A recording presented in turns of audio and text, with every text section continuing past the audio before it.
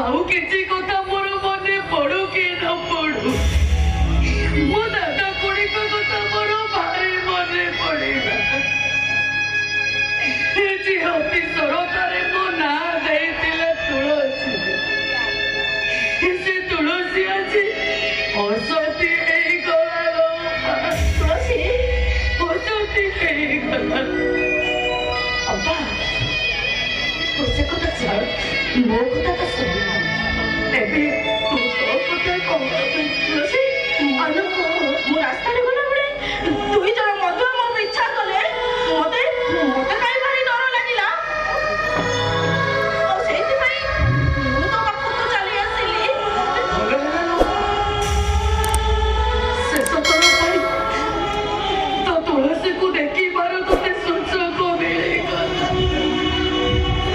ଆଲୋ ତୁ ଯେତେବେଳେ ମତେ ଯାହା କହିଛୁ ମୁଁ ତୋ କଥା ରଖିଛି। ଆଜି ମୋର ଗୋଟାଏ କଥା ତୋତେ ରଖିବାକୁ ହବ। କଣ ତୁଳସୀ?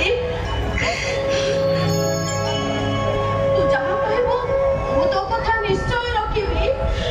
ତୁଳସୀ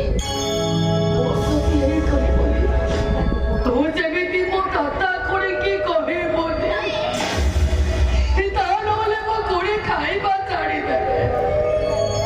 ମୋ ଦାଦାଙ୍କ କଥା ମୁଁ କଣ କହିବି? ସିଏ ତ ତୁଳସୀ ବିଛଣାରେ ପଡ଼ିଯିବେ। ବାପାଙ୍କ ଠାରୁ ଯେ ମତେ ବେଶୀ ଭଲ ପାଏ ସିଏ ହଉଛନ୍ତି ମୋ ଦାଦା। ବୋଉଠାରୁ ଯେ ବେଶୀ ଭଲ ପାଏ ସିଏ ହଉଛି ମୋ ଖୁଡୀ।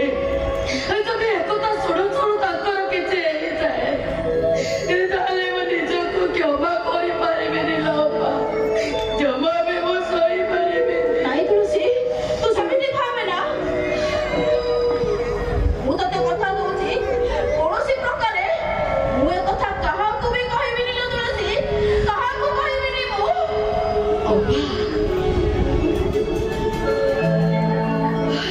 ଠିକ ଅଛି ତୁ ତ ଏ କଥା କାହାକୁ କହିବୁ।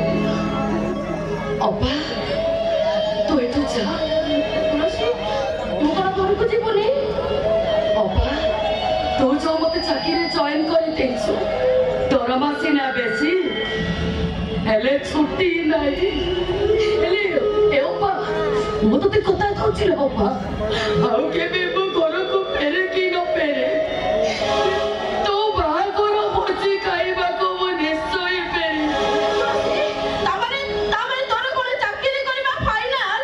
ଆଲୋ ସୈନିକ ଲେଟର ମୋ ହାତରେ ଧରି ସାରିଛି। ମାସ ଦରମା ଉଠେଇ ତମମାନଙ୍କୁ ମୁଁ ଦେଇ ସାରିଛି। ଯଦି ମୁଁ ଏବେ ଚାକିରି ଛାଡ଼ିବି ମାଲିକ କଣ ପଇସା ମତେ ଛାଡ଼ିଦେବେ? ତୋ ପାଇଁ ତମମାନଙ୍କ ପାଇଁ ଘର ପାଇଁ ମୁଁ ଚାକିରି କରିବି ଲୋ ମା। ମୁଁ ଏ ଚାକିରି କରିବି। ଆଜିଠାରୁ ଗୋଟେ ନୂଆ ଗପ ଲେଖା ହବ। ନୂଆ କାହାଣୀ ଶୁଣିବାକୁ ମିଳିବ।